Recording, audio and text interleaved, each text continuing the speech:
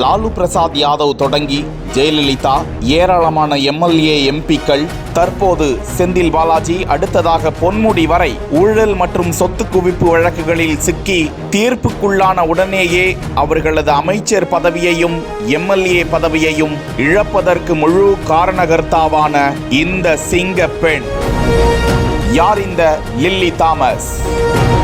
தனது 87 வயதில் போராடி பெற்ற வெற்றி என்ன?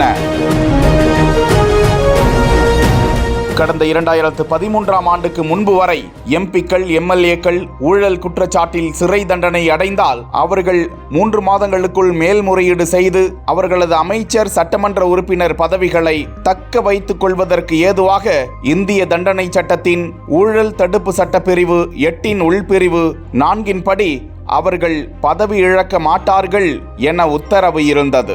இந்த பிரிவை பயன்படுத்தி இந்தியா முழுவதும் ஏராளமான ஊழல் வழக்குகளில் சிக்கிய சட்டமன்ற உறுப்பினர்கள், நாடாளுமன்ற உறுப்பினர்கள், அமைச்சர்கள் தங்கள் பதவிகளை தக்க வைத்துக் கொண்டே வந்தனர். இதற்கு எதிராகத்தான் வழக்கறிஞர் லில்லி தாமஸ் 2005ஆம் ஆண்டிலிருந்து நீதிமன்றத்தில் வழக்கு தொடுத்து பெரும் வழக்கு போராட்டத்தையே நடத்தினார். கடந்த 2013ஆம் ஆண்டு உச்ச நீதிமன்றத்தால் ஊழல் வழக்கில் தண்டனை அடைந்த அரசியல்வாதிகள் தங்கள் பதவியை இழக்கும் வகையில் தேர்தல் ஆணைய சட்டத்தில் திருத்தம் கொண்டு வந்தார் லில்லி தாமஸ்.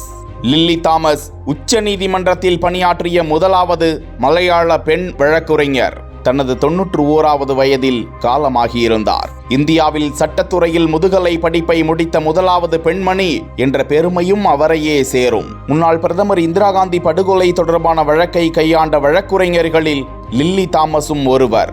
அவரது வாழ்வில் லட்சக்கணக்கான வழக்குகளை சந்தித்திருந்தாலும் மக்கள் பிரதிநிதித்துவ சட்டத்தின் பிரிவு 8 4 நீக்க போராடிய இவரது மனுவிற்காக இன்றளவும் ஊழல் வழக்குகளில் சிக்கும் அமைச்சர், சட்டமன்ற உறுப்பினர்கள், எம்பிக்கள் பதவியை இழந்து வருவது குறிப்பிடத்தக்கது.